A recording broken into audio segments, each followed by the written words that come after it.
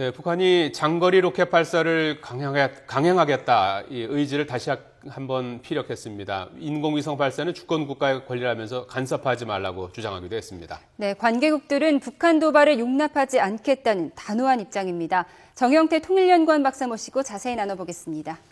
네, 안녕하세요. 예. 반갑습니다. 북한에서도 추석을 쐴니까? 추석은 쇠죠. 그러나 이제 우리와는 달리 북한은 이런 그 전통 그 양식이라든가 이런 것들은 비교적 멀리하는 이게 본래 이제 사회주의 체제에서는 미풍양식 자체는 멀리한다 이래 볼 수가 있고요. 예. 그러나 이제 서서히 이제 민족을 강조하는 이런 입장에서 이제 그 미풍양식 자체도 어느 정도 그래도 지내도록 하는 그렇기 때문에. 그 북한은 추석절 같은 거를 그 하루 정도만 간단하게 지낸다. 뭐 그래도 형식 같은 거는 집에서 보내는 그런 것들은 우리하고 또 비슷하다 이래 볼 수가 있습니다. 북한이 우리로 치면 이제 민족 최대 명절인 추석인 어제 로켓 발사 의지를 피력했어요. 평양 방송을 통해서 얘기를 한 겁니까? 평양 방송 뭐 이것은 뭐 여러 가지 매체를 통해서 지금 강조를 하고 있는 그런 측면이 있죠. 왜냐하면은 이 로켓 발사 자체는 북한은 자기서 우리가 말하는 뭐 미사일 도발이다 이런 것이 아니고 평화적으로 하는 것이라고 하면서 이것을 이제 정당화하기 위한 여러 가지 노력을 하고 있는 것 같아요. 또 외부적으로는 그것을 정당화하기 위한 어떤 목적도 있지만 또 내부적으로는 이제 김정은 체제 명실상부하게 이제 4년 차에서 이제 5년 차로 접어드는데 김정은 체제를 뭔가 이거 정통성을 강화를 한다. 이런 차원에서 이제 과학 기술의 무슨 뭐 개가다. 뭐 이런 형태로 부각을 시키기 위해서 다양한 매체를 통해서 이것을 강조한다 이래 볼 수가 있죠. 뭐 여러 이유가 있겠지만 이 로켓 발사 의지를 피력한 뒤에 관계국들의 반응이 나오고 있죠. 네. 이 관계국들의 반응 자체는 뭐 변화가 사실 없습니다. 뭐 우리는 마찬가지고 미국이라든가 또 중국조차도 소위 그 안보리 그 결의라든가 이런 위반되는 이런 것은 반대한다는 것으로 나타나고 있기 때문에 아마 역대 어느 때보다도 이번에 그 미사일 시험 발사라든가 여기에 대해서는 모두 다 부정적이고 그러면서도 또 여기에 대한 제재라든가 이런 것이 그 강하게 돌입할 수 있는 어떤 그런 그 상황을 스스로가 초래하고 있다 이렇게 볼 수가 있습니다. 네. 그 미중 정상도 이 문제에 대해서 그 합의를 이뤘죠. 어떤 입장을 내놓았습니까? 그렇죠. 미중 정상회담 저도 사실 좀 놀란 측면이 있습니다. 뭐 미국이야 단호하게 북한이 그 핵 보유국으로 가는 것은 그 부정한다는 그건 뭐 기본이고요.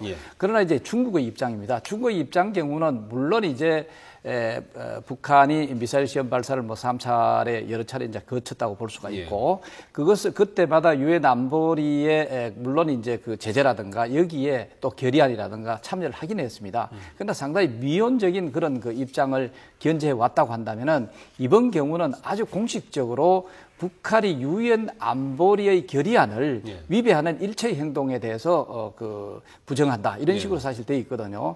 그만큼 북한이 이제는 미사일 시험 발사를 했을 때 중국조차도 여기에서 그 거부 반응을 보이고 있다. 이런 데 대해서는 인식할 필요가 있다고 볼 수가 있죠. 이게 뭐 이례적이고 중요한 의미가 있다고 봐도 되는 겁니까? 상당히 이례적이죠. 그만큼 이제 사실은 그 중국조차도 북한이 자꾸 뭐 크고 작은 이런 군사적 도발이라든가 또 더 나아가서 미사일이라든가 핵실험이라든가 이런 것을 자꾸 그 하게 됨으로써 소위 그 동북아의 어떤 그 군사적 긴장 조성을 지나치게 한단 말이죠.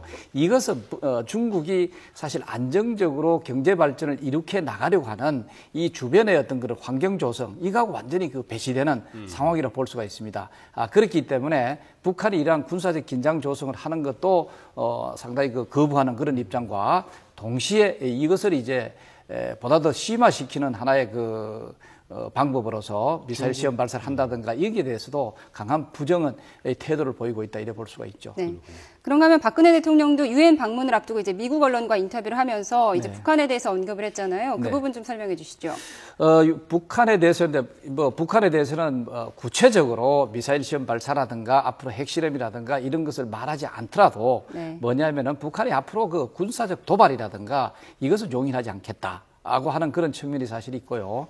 그 다음에 이제 북한에 대한 여러 가지 이제 실질적인 그런 지원이라든가 동시에 북한이 핵을 포기하고 보다 더 진정성 있는 어떤 대화의 당으로 나오게 된다면은 뭐 대북 경제적 지원이라든가 뭐 남북한의 여러 가지 동질성 회복을 위한 교류 협력이라든가 뭐 이런 것을 하겠다는 그런 일반적인 그런 것을 나타내는 그런 측면도 하나 있고 동시에 이제 앞으로 한반도 그 통일을 위해서 적극적으로 노력하는 어떤 그런 메시지를 보냈다고 볼 수가 있습니다. 예. 자, 내일 지금 뉴욕을 방문 중인 박근혜 대통령이 우리 시각으로 내일 새벽 1시에 유엔 총회에서 기조연설을 할 예정 아니겠습니까? 주로 어떤 얘기를 언급할까요? 여기에도 우리가 이제 앞으로 이제 미래의 어떤 비전, 한반도에 있어서 그것이라고 하면 역시 그 통일이 되겠죠. 그러면 앞으로 우리가 통일을 이룩하려고 하는 우리 강한 의지의 필요를 볼 수가 있고 또 여기에 대해서 주변국이라든가 세계가 적극적으로 지원해주고 옹호해줄 것을 이제 강하게 요구하는 그런 그 내용이 중요한 자리를 차지할 겁니다. 그 다음에 이어서 이제 북한에 대한 어떤 그런 그 강한 메시지로서 더 이상 군사적 도발이라든가 이런 도발을 통해서 실질적인 자기들의 어떤 여러 가지 그 목표를 달성하고자 하는 이런 것은 있어서는 안 된다.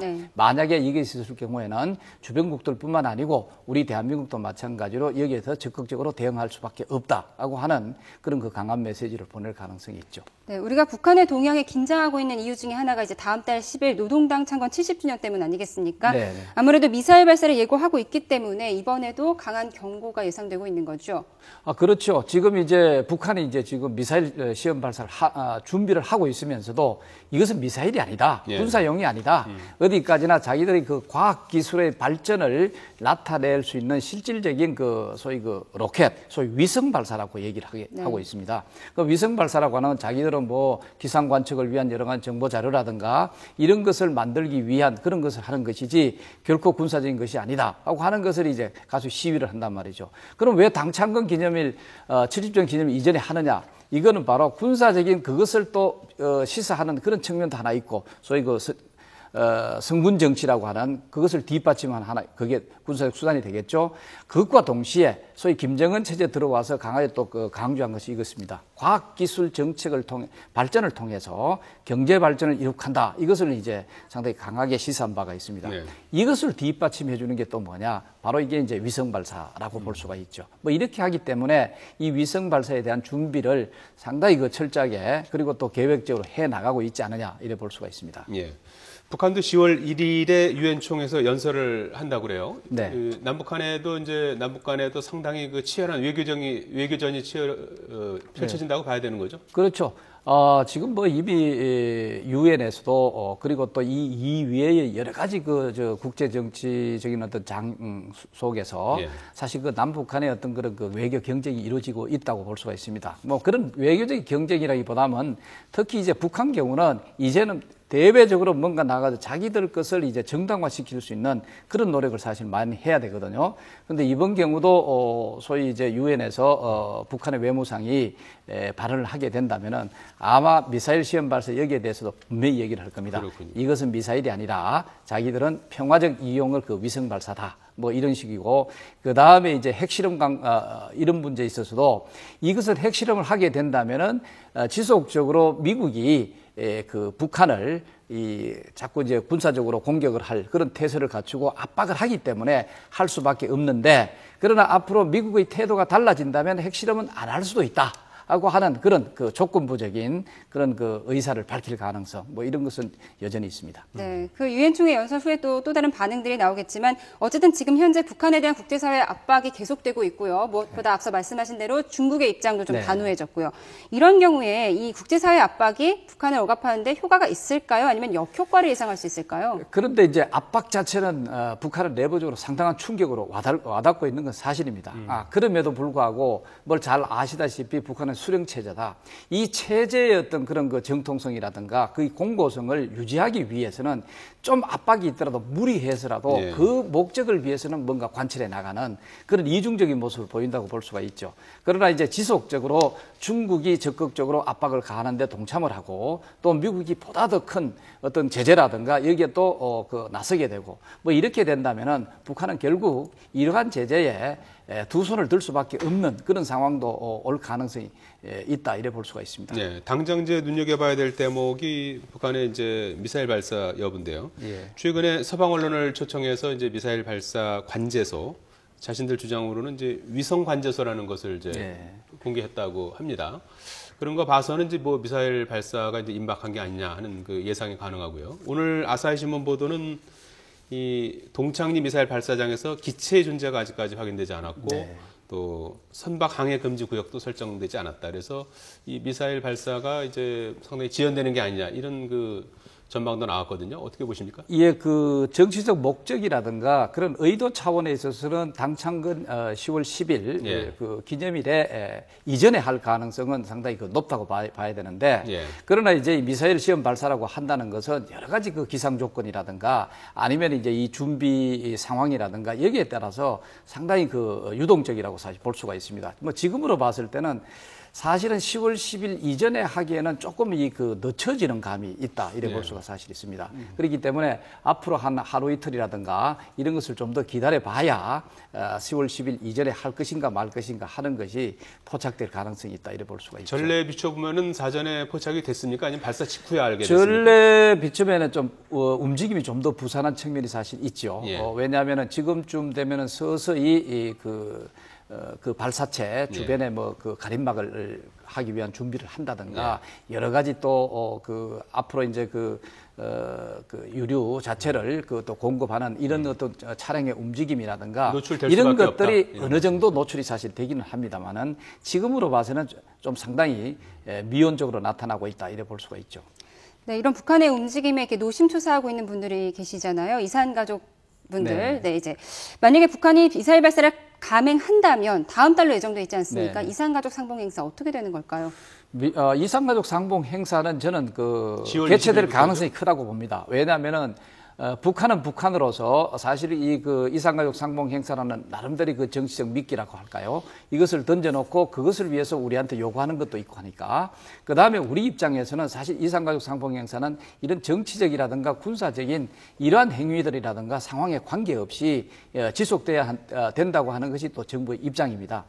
그렇다고 본다면은 소위 그 이산가족 상봉 행사는 상당히 독립적으로 그 이루어질 가능성 그것이 상당히 크다 이래 볼 수가 있습니다. 예, 좀 화제를 돌려서 말이죠. 네. 최근에 좀 재미있는 기사가 북한의 김정은 노동당 제1비서가 전 주민에게 월급 100%의 뭐 특별 급여, 뭐 상금을 줬다고 하는데 말이죠. 이런 조치들이 종종 있었습니까? 이런 조치들은 그 종종 있었다고 볼 수는 있습니다. 예. 그러나 이번처럼 불특정 모두에게 이것을 지급한 건 거의 처음이라고 할 수가 있습니다. 예를 들어서 뭐 군인들은 제외하고 뭐 일반 인민들한테 준다든가 이런 어떤 그 국지적으로 또 제한적으로 이런 식으로 내린 것은 사실 뭐 몇 차례 있다고 볼 수가 있습니다. 그런데 이번 경우는 군인들조차도 다 포함해 가지고 사실은 그 100% 이상 100% 수준으로 이번에 다 이제 그 지급한 현찰로 이례적이라고 볼 수가 있죠.